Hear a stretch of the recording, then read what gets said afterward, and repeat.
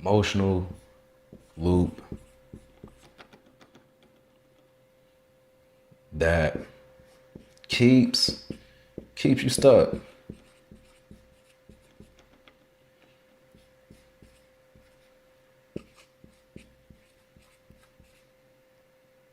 That keeps you stuck. Okay.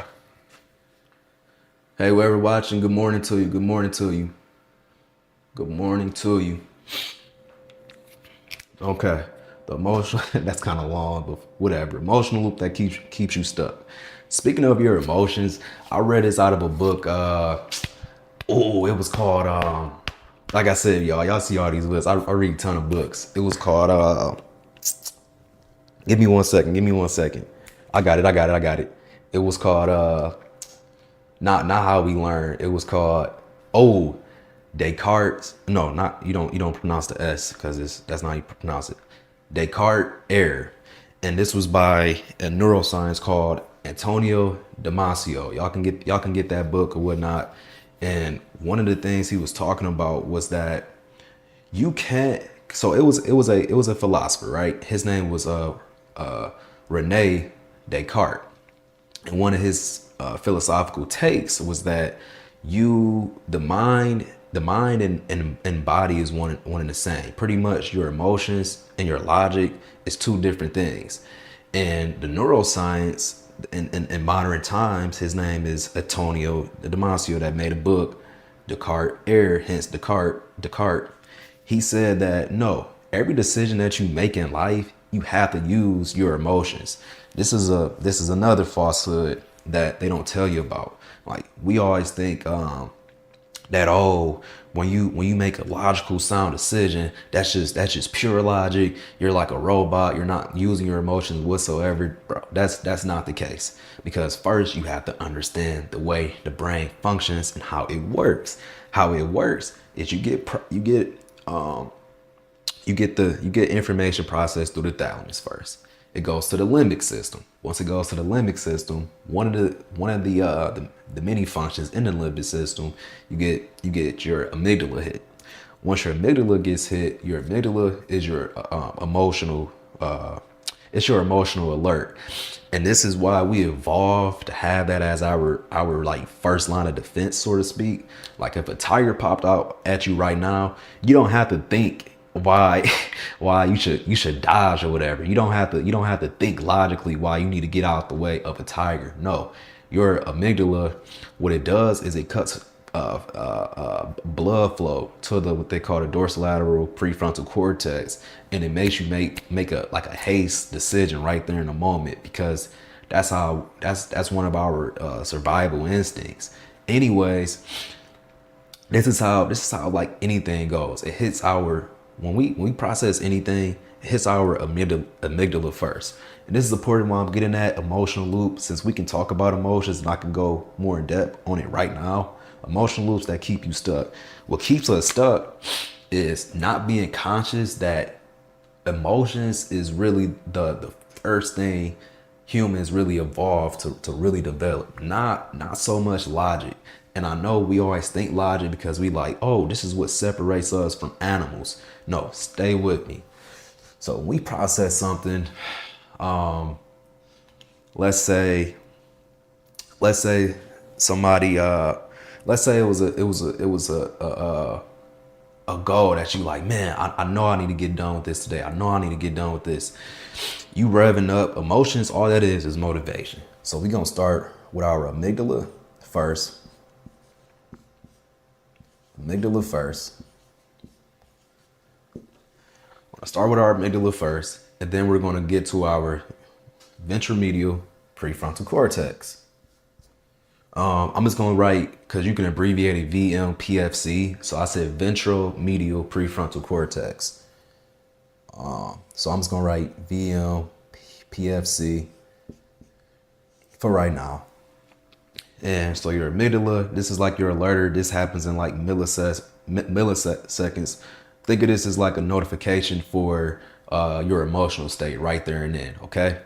And then you have your ventromedial prefrontal cortex. What this is, it acts, oh, let me slide this arrow down a little more. What this does is, now this is your emotional regulator. This is why people that has PTSD, what happens is their amygdala overrides even this. Your ventromedial prefrontal cortex, which is supposed to regulate your emotions, supposed to regulate that cortisol and things, things like that. So what then occurs is that let's not even get on PTSD. Maybe I'll touch on that a little bit later. But anyways, this regulates your emotions. And now this is literally the drive of your like motivation.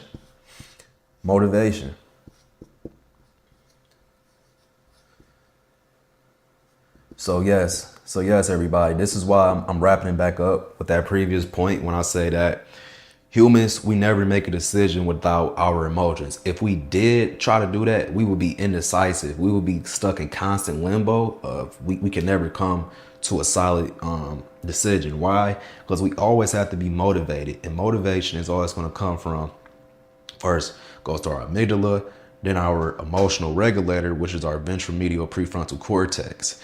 And this is going to really this is going to make something, this is going to amplify how important something to us in that moment per se. And this is why like emotionally we can be stuck in like constant limbo, because we can have a goal and we can be motivated to do it. Like, man, I want to complete this today. And then what happens is our attention gets robbed. Why? Because like I said, this is the natural human reaction, is to be motivated first before a sound problem solving decision. So look at it like in steps, right? I'm about to overcomplicate the simple. So let's look at this as step one: amygdala, ventromedial prefrontal cortex, 2, and then you have your 3, dorsolateral prefrontal cortex. Dorsolateral prefrontal cortex. And the abbreviation you can write for that is DLPFC. DLPFC.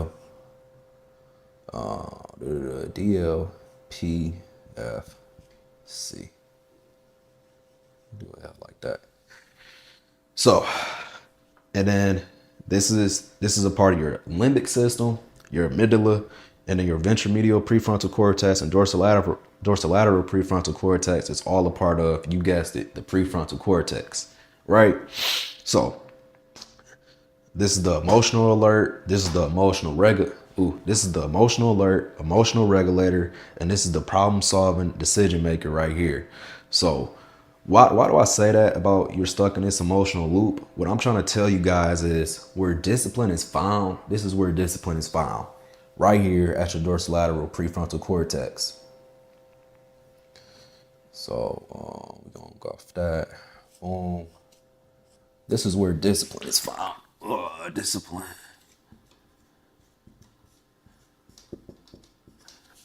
This is where discipline is found. And what I'm trying to tell you guys, I want you to guys be conscious of, what time is it? I want you guys to be conscious of, you guys have to like dang near like sit on your hands sometimes before you have the urge to task switch. Remember our previous topic, I was talking about rapid task switching, the falsehood of multitasking. You have to sometimes sit on your hands sometimes, because you have to fight against motivation, right? Remember, every decision that we make is motivation backed behind it. Now, motivation works as like a dial. Some things is like 10x you're motivated to do something. Sometimes it's only a 1x multiplier. You get what I'm saying? So we have to keep that in mind. So, and this is a concept that I read in the book once again, right? Like I said, I was going to use this live to get more scientific. The last one, like I said, I kept it surface level on purpose, but it's this concept that they call temporal decounting. Yeah, temporal decounting. And what happens sometimes is that us as humans, it's natural that we want the instant gratification. See, this is the science behind it, because you always hear terms like this, but you never like gave yourself a chance to like study or learn this. And once again, it's not your fault. School systems has failed us. They never had a neuroscience class to really teach us about our brain function. But let me touch on this. It's called temporal decounting.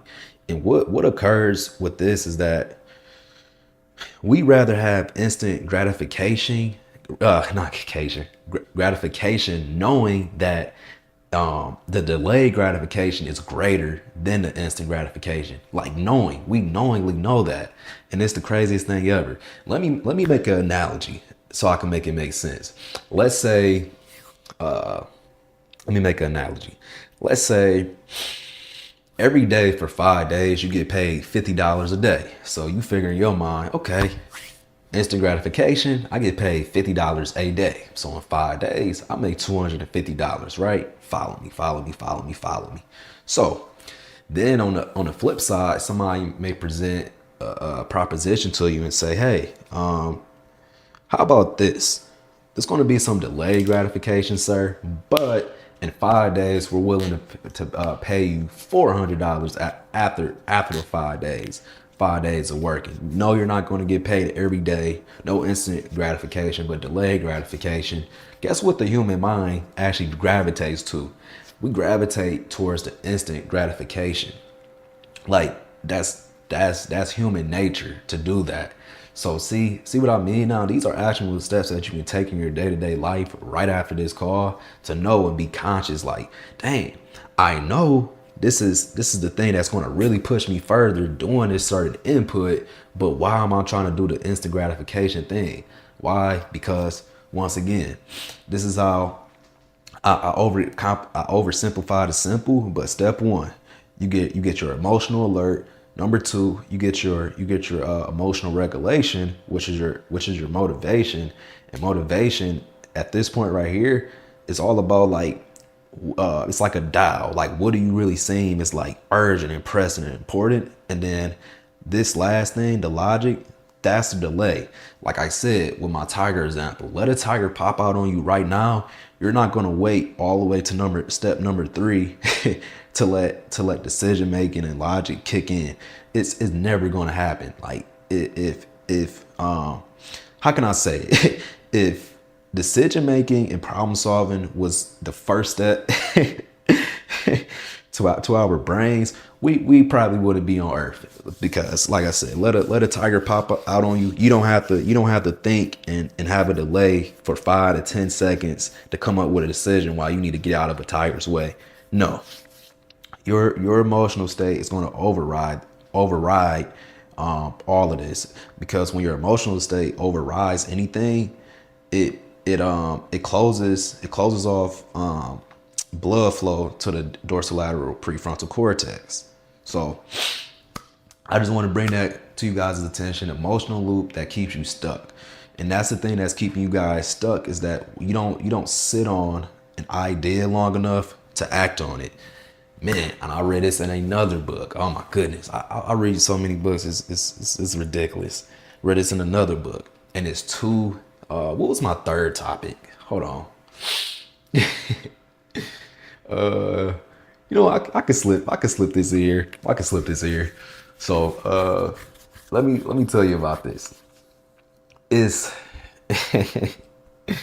oh man. I want to stay on this topic no more than another 8 minutes. Let me see if I can wrap it up in that time. I probably can. Let me see. Hey man, please like this stream if you guys appreciate this. Like I said, I've done like the hard how can I say it? I've done a heavy pulling by reading like multiple books to like oversimplify the complex for you guys. If you guys can show any type of appreciation, I would really love for you guys to subscribe, like my video, and then right after this live stream at I'm ending this live stream in like the next 30 minutes or so. We'll be over in my free community over at School of Philosophy Paradise, where we can chop it up one-on-one, or we can chop it up as a group, right? I don't bite or anything like that. I can see you guys over there. I'll be over there in 30 minutes. Anyways,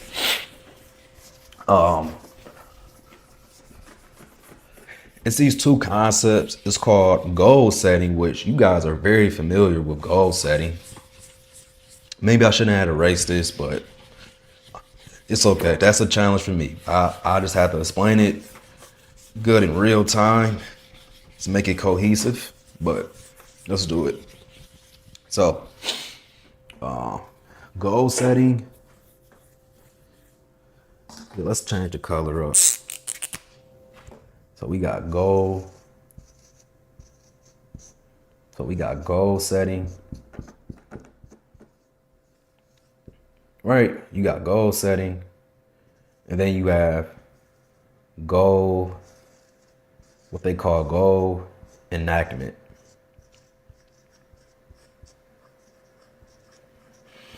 Now I know you guys are like, what do you mean by this? So goal setting is what it sounds like. You know, humans, what we do, we set goals, right? We like it. This is our let's just go back to what I just erased. Goal setting is essentially our motivation. Ooh man, I'm cooking. I'm cooking. See y'all, I'm cooking in real time for y'all. As I said, come on, y'all gotta show the appreciation. Subscribe to me. Go follow me on my school, Philosopher Paradise over there. And also like this video. Like this video. Just show some appreciation, please. Because you know sometimes what we cry about is like, oh, we don't got nobody to like, you know, try to like teach us anything or things like that. But then when you guys got somebody that actually took time to read like over 100 books on this and that, taking time out of their day to show you guys something, you guys have to, you know, just honor that and appreciate that and be grateful.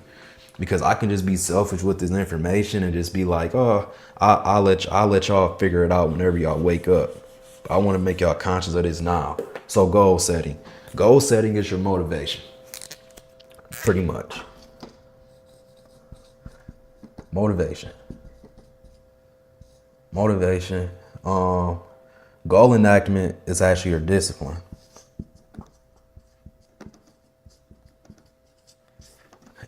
Okay, I gotta wrap this up. Yeah, I can wrap this concept up in 4 minutes. I don't know if something bit me or what. Anyways, goal setting. So this is you setting goals. Goal enactment is the actionable steps you actually take to completing said goal, right? And what happens is this. When you're motivated to do something, that's goal setting. You wake up in the morning and say, hey, I need to accomplish this. Or even before you went to sleep the previous day, before you went to sleep, you was like, hey, in the morning I need to complete this. Okay, that's your goal setting. That's your motivation. But then you have goal enactment, and that's the actionable steps. That's the discipline that it's going to take to complete said goal and see it through. And what does this take? It's going to take that combination of your dorsolateral prefrontal cortex, what we talked about is like the third step, amygdala, ventromedial prefrontal cortex, and then you got your dorsolateral prefrontal cortex. That's that third step. But a thing that has to be in addition onto that is your DAN. What I talked about very early on in this live, the DAN is located in your parietal lobe, and like I said, one of the three main functions of that, one of them specifically, is your dorsal attention network. Excuse me. And that's the where and what your attention is on. And like I said, what do we humans do? That's why let me hurry and wrap this up. That's why I always tell you guys that stay away from your phone. Any task that you're trying to do, put your phone wherever you live. If your office space is here and the room that's on the opposite side of your crib is the laundry room, put your phone in the laundry room, put it in the cabinet, throw it in the, well, maybe not throw it in the dryer. Somebody might turn it on, but man, put it up. Stay away from your phone, because your emotional loop that keeps you stuck, it's gonna have you multitasking, or it's gonna have you distracted all together, and you're off of that task altogether. Why? Because motivation. Goal setting at the end of the day is just motivation. The actual actionable step takes discipline. And to get to this part with discipline, you have to have your dorsolateral prefrontal cortex, and then you also need your DAN, your dorsal attention network, what you're actually attentive of, which is the goal at hand. Without this, you're going to be in constant limbo, with your emotional loop, and then you're going to wonder why, and then you're going to feel like it's something wrong about you. You're going to feel insecure and be like, why can't I focus for anything? I'm giving you some hacks right now, and we can go even more in depth, like I said, at Philosopher Paradise in my free school community. Go follow me over there. So let's move it along. Let's move it along, because like I said, I would love to, but I can't make this a 3 hour or 5 hour live. I gotta build up you guys' stamina to want to learn. But before that, we have to just get some of these fundamentals out the way first. And then if some things that you guys don't understand and y'all want to even more in depth, explanation, then of course that's what Philosopher Paradise is for us to really be conscious of the why of these things.